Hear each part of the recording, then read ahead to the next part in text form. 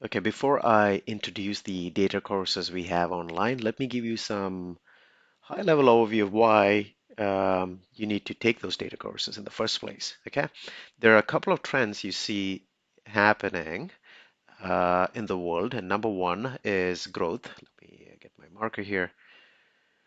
Growth. There's tremendous growth in data because of all these companies. If you look at it, Facebook has close to 1 million logins happening in a minute. There's close to 4 million searches happening with Google in a minute. I don't have Amazon here, but from the information I have, they have close to $100,000 of sales happening in a minute. And all that data related to products for Amazon and transactions and distribution information with the warehouses and inventory information, all that is logged somewhere. So there's tremendous growth happening with all these online companies. So moving forward, if even if you look at excuse me, even if you look at Tesla, which is one of those high-tech car companies, they transfer information from the car into the cloud. When you talk about the cloud, this is where the data is stored in the internet. And even if you want to configure this car through your mobile device or through your laptop, all this information is stored within the cloud. So all this classification you see here, which is as a Tesla driver, I would not see that obviously, but the car itself is smart enough to realize these are different types of cars, and all that information is stored in the cloud. So there's every car is sending information, and that data is growing. So there's also growth in the healthcare industry. In 2013, it was around 153 exabytes. Exabytes, just for your information, is 1 billion gigabytes. And that has grown by a factor of more than 10 times in 2020, or will be growing by at least 10 times in 2020. The problem with that kind of growth is we don't have enough place to store it. And so there is a lot of pressure within the cloud companies to store that data on the internet. So they're trying to increase capacity.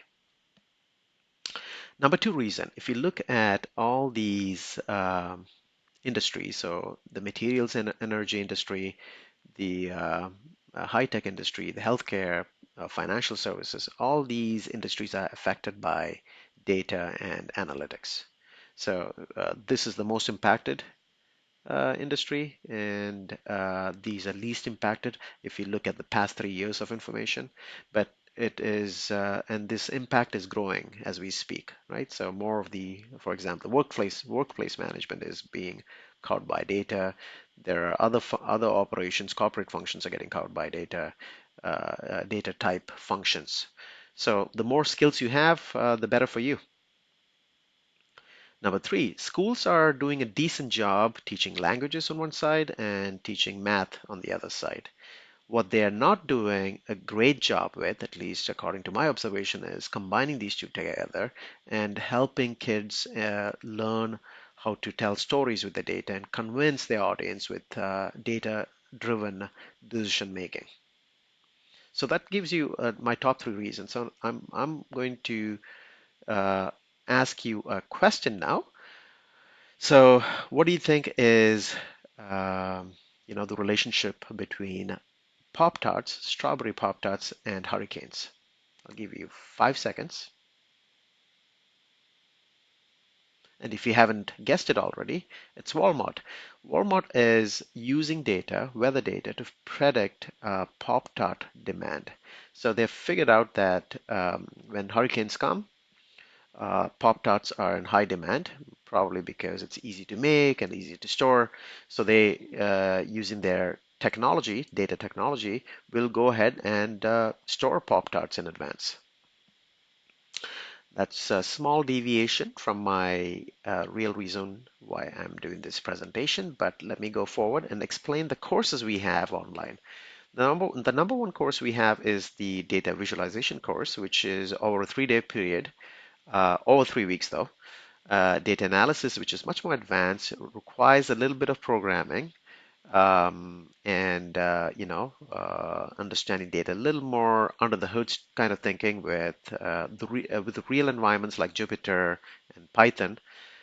This does not require programming, and I've structured it in such a way that you need these two courses before you jump into an AI basics course, which is over a 12-day period or 12 weeks. And that's kind of the structure. But the focus of this discussion is are these two courses, and I'll just walk you through what each of these courses contain. Data visualization contains our 5C methodology around how to visualize data. First step is to have enough context or provide context around the data, understand your audience, um, and then next would be to choose the right visual, provide clarity, capture the audience's attention, and finally have a concoction where you would present something back. And that will include having a story around your data, right? So information and data insights coming through that concoction. So that's the data visualization course. Obviously, we'll have some basic charts inside it. As part of the training, you will use some of these basic charts, pretty straightforward, and might be a little boring, but that's okay. And you will have some of these interesting maps and charts. So we will go through that too as part of the three-day over 3 weeks data visualization course. The data analysis course is a little more advanced, like I mentioned before. It is over 6 weeks. It will contain a little bit of programming concepts. We will use Python and Jupyter concepts. We'll use libraries like pandas.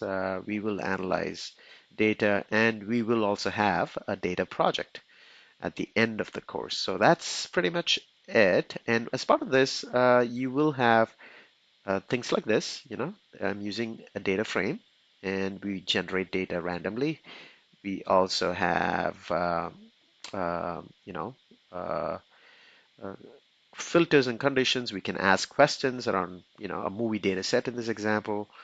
Um, and we will create charts. It's almost like you have complete control over these charts, which you will make by yourself using a little bit of coding, as you see here. And that's the fun part for people who geek out on data. This is kind of fun. That's it for now.